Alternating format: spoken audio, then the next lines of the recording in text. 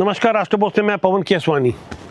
हमारे देश में 8 अप्रैल 2025 से वक्फ संशोधन कानून लागू हो गया है।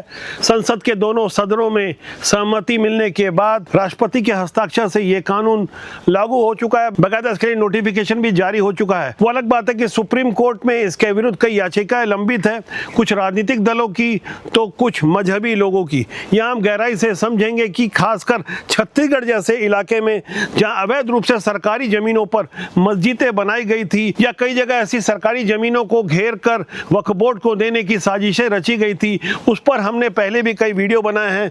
बीते 27 दिसंबर 2024 को हमने भिलाई स्टील प्लांट की एक बेशकीमती जमीन के बारे में बताया था कि किस तरह से फुटको के इलाके में जहां एक्साइज की बिल्डिंगें हैं उसके अगल बगल 2 इमारतें बनाई जा रही है। ये वो समय था जब वक्फ संशोधन कानून लागू नहीं हुआ था, लेकिन बदले हुए हालात में कुछ बदली हुई तस्वीरें यदि आपको देखनी हो तो यूपी के कुशीनगर से देखनी चाहिए, जहां समीप के एक ग्रामीण इलाके में 20 साल से एक मस्जिद सड़क के ऊपर बनाई गई थी। नए वक्फ संशोधन कानून लागू होने से पहले ही इसे हटाने की प्रक्रिया चल रही थी, लेकिन 8 अप्रैल की तारीख मुकर्रर की गई, अंतिम नोटिस दी गई, उसके बाद सामान हटाने का सिलसिला जारी हो गया। अब मैं आपको छत्तीसगढ़ की लौ नगरी भिलाई की तस्वीर दिखा रहा हूं। ये जगह है भिलाई स्टील प्लांट की, यानी केंद्र सरकार की जगह है। यहाँ एक्साइज बिल्डिंग आप देख रहे होंगे, एक बड़ी सी एक्साइज बिल्डिंग की इमारत है। आजू बाजू नई मस्जिदें बनाई जा रही है, जैसा कि आप नाम भी इसमें पढ़ पा रहे होंगे। एक निर्माणाधीन मस्जिद जिसकी तस्वीर हमने 27 दिसंबर 2024 को भिलाई में लैंड जिहाद पार्ट 2 नामक एक एपिसोड में दिखाई थी। जैसा कि आप देख पा रहे होंगे, इस मस्जिद का नाम है मस्जिद हजरत बिलाल। करीब 6 महीना पुरानी तस्वीर है और आज की तारीख में ये ताजा तस्वीर देखिए। अब आप इसके ठीक बगल में एक्साइज बिल्डिंग के दूसरी तरफ एक और निर्माणाधीन मस्जिद आप देख सकते हैं। गौर करने वाली बात यह है कि यदि मैं डेमोग्राफी की बात करूं तो स्थानीय आबादी के हिसाब से मुस्लिम आबादी 1% भी नहीं है, लेकिन समझने वाली बात यह है कि आखिर कौन फंडिंग कर रहा है और इतनी बड़ी इतनी महंगी इमारतें रातों रात बनाने की क्या मंशा है। सरकारी जमीन पर बिना किसी परमिशन के पूरी तरह अवैध रूप से बनाई गई ऐसी इमारतों से आखिर कौन क्या हासिल करना चाहता है। इन इमारतों के विरुद्ध हिंदू जागरण मंच, जो कि आरएसएस का एक अनुषंगिक संगठन है, इसके प्रदेश संयोजक अवधेश दुबे ने एक ज्ञापन दिया था और बड़ी जिम्मेदारी से भिलाई स्टील प्लांट के महाप्रबंधक के यादव के समक्ष अपनी आपत्ति दर्ज कराई थी। लेकिन उस आपत्ति के बावजूद ऐसा लगता नहीं कि भिलाई स्टील प्लांट अपनी इस मामले में ड्यूटी निभा पा रहा है, क्योंकि ऐसी अवैध इमारतों को बनाने के लिए दिन रात काम चल रहा है।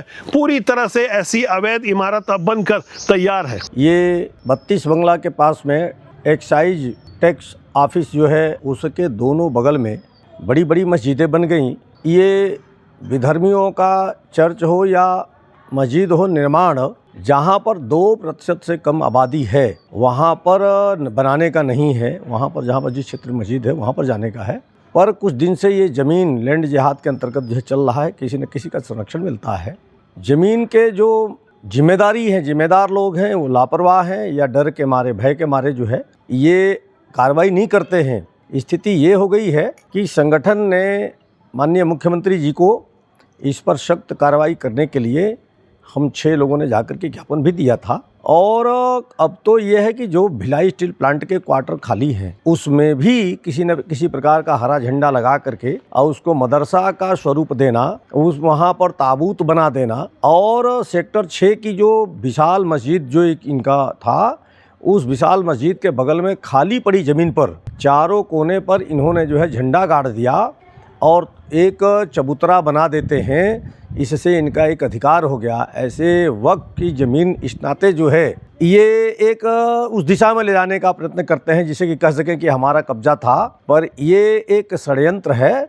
इस षड्यंत्र का पर्दाफाश हो और इनको बेदखली किया जाए, इसकी मांग हमने भिलाई स्टील प्लांट से भी किया था और छत्तीसगढ़ शासन से भी किया है। बजाय जन आंदोलन हो, संघर्ष हो, उसके पहले ही अगर यह भूमि मुक्त कराई जाए, अब बेदखली कराई जाए तो उचित होगा अन्यथा समाज को मजबूर होकर के संघर्ष करना पड़ेगा। यहाँ गौर करने वाली बात यह है कि पुराने वक्फ कानून में वक्फ बाई यूजर और आर्टिकल 40 भी शामिल थे, जिसे कि हटा दिया गया है। यानी पुराने कानून के हिसाब से वो जगह चाहे सरकारी हो या कैसी भी हो, वहाँ यदि मस्जिद बन गई तो वो जगह वक्फ की हो जाती थी। लेकिन बदले हुए हालात में, बदले हुए कानून में बहुत सारे बदलाव हुए हैं। खासकर सरकारी जमीनों पर जो इमारतें बनी हैं उनके विरुद्ध ये कानून तेजी से काम करेगा और इस बदले हुए कानून से सरकारी जमीनें भी वापस होगी। जरूरतमंद मुसलमान और गुर्बत की जिंदगी जीने वाले गरीबों के लिए ये कानून काम करेगा। जिस तरह के संशोधन किए गए हैं, यहाँ विरोध करने वाले ज़्यादातर ऐसे लोग देखे जा रहे हैं जिनका अपना निस्वार्थ है, या तो राजनीतिक स्वार्थ है,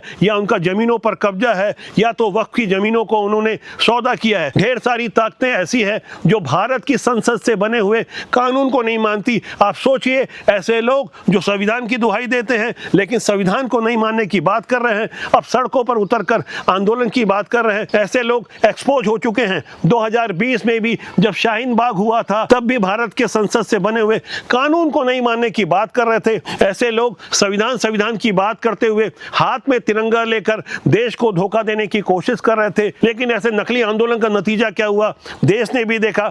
आम जनता को, आम मुसलमान को भी पता चल गया कि देश के मुसलमानों के विरुद्ध सीए का कानून था ही नहीं। लेकिन जिस तरह का प्रोपगंडा बनाया गया, वैसा ही प्रोपगंडा अभी भी वक्फ कानून को लेकर बनाया जा रहा है। जो संशोधन हुए हैं उसके अनुसार, नियमानुसार, विधि अनुसार जो वक्फ की जमीन है वो वक्फ के पास रहेगी, जो वक्फ की संपत्ति है वो उसके पास रहेगी। लेकिन गलत तरीके से हटाई हुई जमीन, इमारतें, खासकर जो धारा आर्टिकल 40 के माध्यम से गलत तरीके से ली गई थी, हो सकता है ऐसी अवैध प्रॉपर्टी वापस शासन को मिल जाए। नए कानून में जो संशोधन हुए हैं, बदलाव हुए हैं, उसके अनुसार वक्फ अधिनियम 1995 से कहीं आगे का यह कानून है। 2025 के संशोधन के अनुसार पहले लागू वक्फ बोर्ड को यह अधिकार देता था कि वह किसी भी संपत्ति को वक्फ की संपत्ति कर सके यदि उसे लगता था कि वह संपत्ति मुस्लिम कानून के तहत धार्मिक, पवित्र या परोपकारी उद्देश्यों के लिए समर्पित की गई है। इसमें वक्फ बाई यूजर का सिद्धांत शामिल होता था, जिसके तहत बिना औपचारिक दस्तावेज के लंबे समय तक उपयोग के आधार पर संपत्ति वक्फ की मानी जा सकती थी। वक्फ बोर्ड के पुराने कानून का आड़ लेकर बहुत बड़ा खेला चलता था।